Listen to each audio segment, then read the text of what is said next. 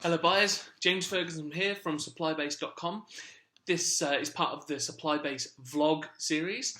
This is where we take short snippets of subjects, tips, articles, issues, and share our thoughts on them, and hopefully give you a little bit of a lesson or something to think about or something to explore, and hopefully help you in your procurement role. So today we want to talk about the supplier selection process. So this vlog is titled "To Search or Not to Search: Notes on the Supplier Selection Process." So supplier sourcing. Sourcing service providers, suppliers, for products and services can seem both simple and challenging at the same time. If you need a supplier for something you know nothing about, what do? Well, I'll Google it. Does this splattergun approach to supply sourcing work? I would argue yes and no. Firstly, I think search engines are one of the greatest tools ever made. I think Google is fantastic, and it will go down in history among the great invention of the world, alongside other game-changing inspirations: the wheel, the knife and fork, glass, electricity, and the doggy butt cover. I had to look up Google stupid inventions to get that one, so please ignore that last one. However, when it comes to sourcing suppliers, I'm not so convinced of search engines' effectivity. So search engines provide comfort. As long as you have a search term, then you can always find enough information to get you going and to feign some degree of market knowledge. The challenge comes when you actually try to rely on that information to make long-term strategic and pivotal decisions like supplier selection. On search results page 1, because let's be honest, admit that not many people go beyond page 1, you'll find companies that have either put a huge amount of effort into their web presence, detailed all of their services individually on their website, and the search engine has picked up this detail, been a thought leader in the industry and written extensively about the service that you require, being linked to by other high traffic websites, paid the most to an SEO, search engine optimization company to get to them a top ranking on page 1, or paid more attention to optimizing specific keywords through their site so that they ranked when you did your search, or paid to be in the paid search results. All of the above are noble, fair business tactics and could be described as an essential part of a modern company marketing strategy. Why would you not pick the top ranking companies?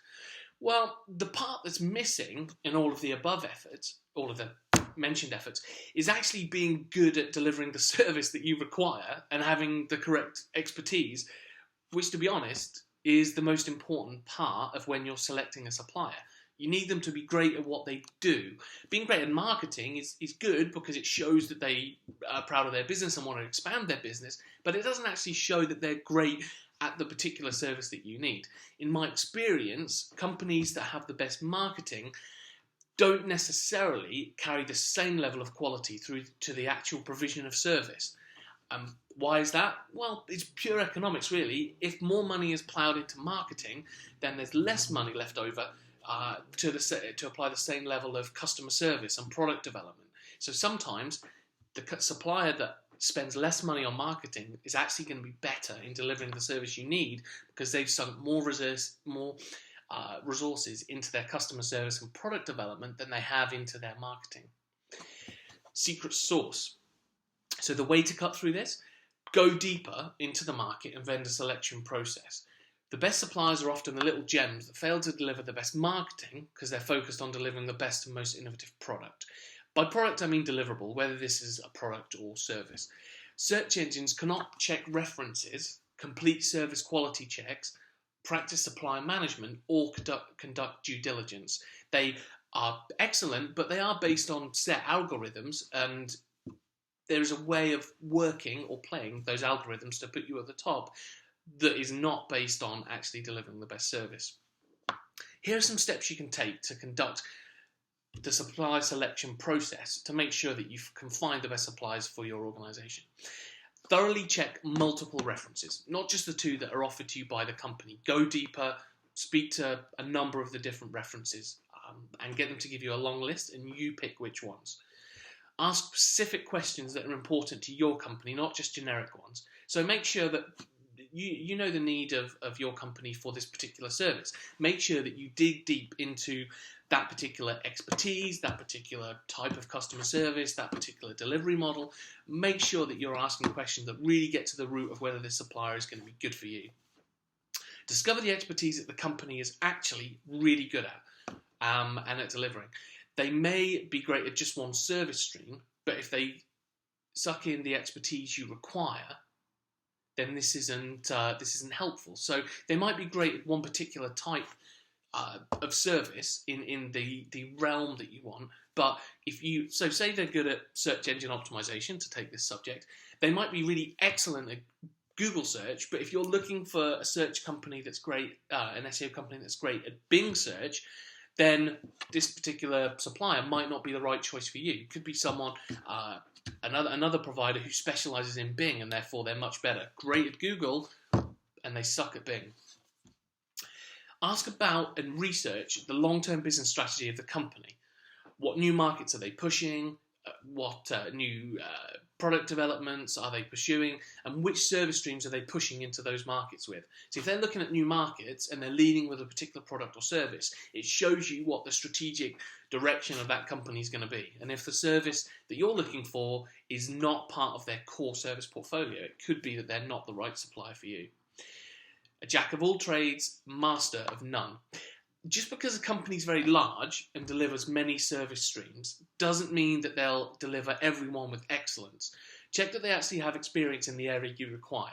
So if you take some of the really large organizations, they are fantastic overall in delivering a massive scope of things that you need. And if you need a partner, they'll always be there to help you. They'll always be able to lean on their organizational resources to deliver what you need, but it doesn't mean they're actually going to be great at it. There might be a smaller player who has that specific expertise that you need, and they might be worth pursuing. And that leads on to the next point. Don't be scared by new players. Young, innovative companies are normally started to disrupt a market that's grown stagnant or that doesn't have the right depth of expertise that it should have. Don't be afraid to try someone new. Just ensure that they're experts in what they do, have a great team, and agree a financial arrangement that mitigates the risks that you've identified. So if you're worried about a company's financial stability, agree an arrangement where you don't invest too much up front. Maybe they have to deliver part of the service before a payment is actually made. Maybe you pay in very frequent intervals, so you never pay a large invoice for future work. If you are paying for future work, make the payment days 15 days or 30 days so that you're only ever paying a month ahead and minimize your financial commitment to that supplier. And challenge things that you're told and follow through on lines of questioning. Remember the 5 whys and don't settle at the answer number 1 or the first why. Keep asking, why do you do this? Do you do that? Okay, why do you do that? And keep asking that until you really get to the core of the company and understand what they're all about. And of course, you could check Supplibase and source suppliers there, leverage the opinion of your peers through our expertise in reviews and references, and look at the particular company, go deep, look at their customer base, look at the kind of customers they work with through the company profile, look at their market sector expertise so that you can see if they've worked in your sector before and who from your sector they've worked with, and see whether that complements your needs or not. And that's it. So good luck on the supply sourcing process. As we say, get over to supplibase.com, find all the amazing suppliers you need, and just find those best suppliers. Spend the time you need on these valuable business relationships, because it's going to be worth it in the end. The more time you spend up front, the less time you have to spend dealing with issues that may come and haunt you 6 months from now, 2 years from now. So good luck, and we'll see you soon for the next vlog series. James Ferguson from Supplibase. Bye, buyers.